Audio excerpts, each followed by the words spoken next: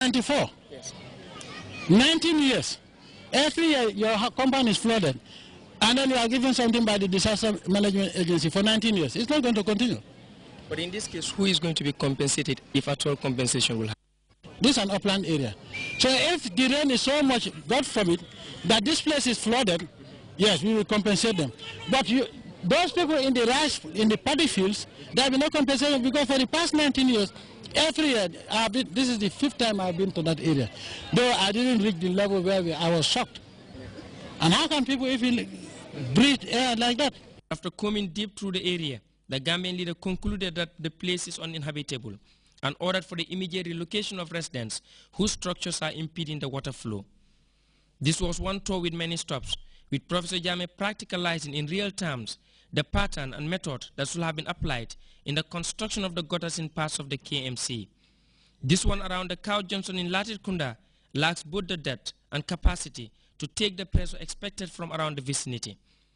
Professor Jammeh was greatly dissatisfied with the technology and calculation put into work in the planning and execution of the project and went on to highlight the maintenance problem gripping Gambian roads. The engineering is bad, the drainage is bad, and it is as if the contractor didn't even have a proper engineer. But I wouldn't blame the contractor because every road contract, NRA was supposed to provide support services to the consultant. So every road work, NRA is supposed to be there, an engineer from the NRA should be there all the time. And I can't understand why. If you look at this place, it's a depression. That place is higher. Okay. Abong. Now you see the water is coming this way. That one is coming this way. Do you understand? Here is a depression. And there's nothing to collect the water from here or either that side or this side. This is why it's so flooded that the small pothole has developed into a big ditch. Do you understand? So water coming this way, I'm going that way. Look at where they started the gutter. And it's higher. Does it make sense? Now, before the water is forced to go up to that side and go the other way, these compounds would have been flooded. Do you understand? And that is why there's water here during the rainy season, year in, year out. What is the use of the NRA, Road Authority? They are supposed to survey the roads before the rains. And areas of chronic potholes and tunnels should have been addressed before the rainy season. They want to tell me that they didn't see this? Now this is the problem. I dismiss people that tell me nonsense. Now, even a blind man would know that drain, there's no way water would flow that way. It has to come this way. And now if it comes this way, where is it going? The role of the community and business owners in maintaining cleanliness came into play.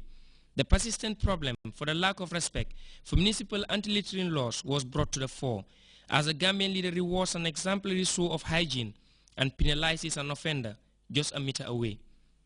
But taking another drive through Nemasu, Professor Jammeh will have to come face to face with the reality of life around here.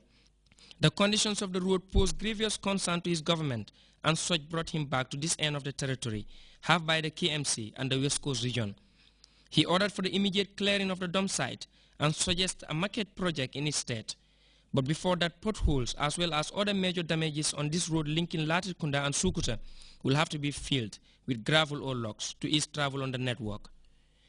Disaster mitigation efforts are indeed at the heart of this government, with President Jammeh not relying solely on expert advice, but will at each given moment explore the situation in black and white. These and a host of other goods are relics for a generation to come. But he again stressed that public participation in pre- and post-disaster management is critical in finding a lasting solution to our problems. Abdunjai, GRTS. The Kanifing municipality is one of the most densely populated areas in the country. This makes refuse and waste management a challenging issue for municipal authorities. Despite this, though, efforts are being made to keep this important center virtually clean and tidy. Those efforts were given a massive boost with the recent donation of 40 waste collection bins to council officials by the National Environment Agency. Rohi Bitte has details in this report. Pilot phase intended to reduce plastic waste littering in the country, the National Environment Agency donated 40 plastic bins to the Kanifing municipality, spurring efforts to lessen what could be the biggest environmental pollutant in the Gambia. Plastic dumping on the streets has become commonplace and extremely rampant in the country, a fact greatly worrisome for environmental officials.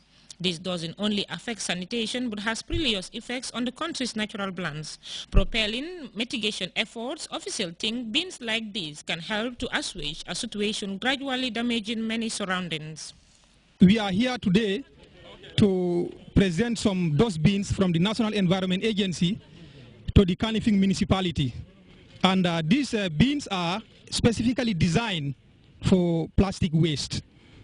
So that we can address the issue of rampant plastic disposal in our streets. Handing over the bins to the Lord Mayor of the Kanifing Municipality, NEA Sectoral Network Director Mamadou J. Soare expounds on the significance of the new scheme looking to clear the street of profuse plastic waste. You remember the President initiated the Operation Clean the Nation and anticipated that this nation should be very clean. So what the agency and the ministry is doing is to come up with strategies to make sure those initiatives of the President are upheld and are successful. So one of those initiatives is to come up with solving our problem of plastic. This is one major challenge of waste we have in this country. Expressing delight for the gesture, the Lord Mayor of the Kanifing Municipality, Yankuba Koli, called for attitudinal change towards the environment, urging KM residents to maintain and effectively utilize the bins. People must change their attitude towards cleansing, towards the environment. That, yes, we've done it the last time.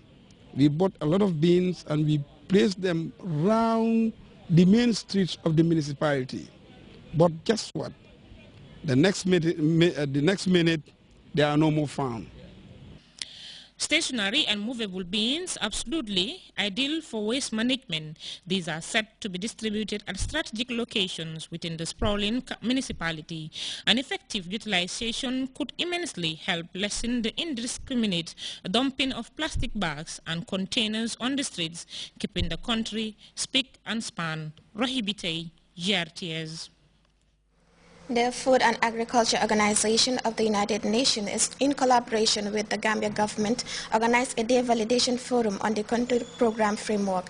The gathering, as we hear in this report by Uminjai, attracted participants from various government departments. Framework CPF is the culmination of extensive consultations with a wide range of stakeholders and partners within and outside the country.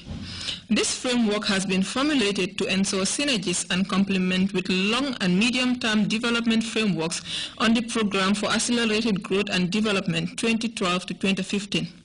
The draft document amply demonstrates FAO's commitment to partnering with the government of the Gambia in providing technical assistance and advice in the formulation and implementation of policies, thereby serving as a benchmark in the history of FAO's assistance to the Gambia. I must say that the Food and Agriculture Organization, in cooperation with the government of the Gambia, is about or have made a significant departure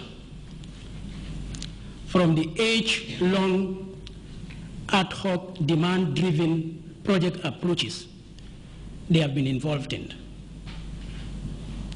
The FAO, moving to a long-term needs-driven result,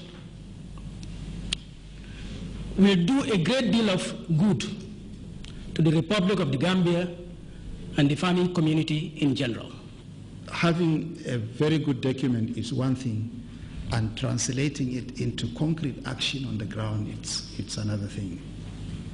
So I would like to, at this point, urge that we all put our hands together and to collaborate effectively, and create the necessary partnerships, the synergies and complementarities as outlined in the document, which are prerequisites for really getting something solid on the ground by 2016. This move, as seen by individuals, is one of the most significant moves taken towards agricultural development in the Gambia. This move, as far as I'm concerned, could be regarded as one of the most significant moves that has been taken towards agricultural development in this country.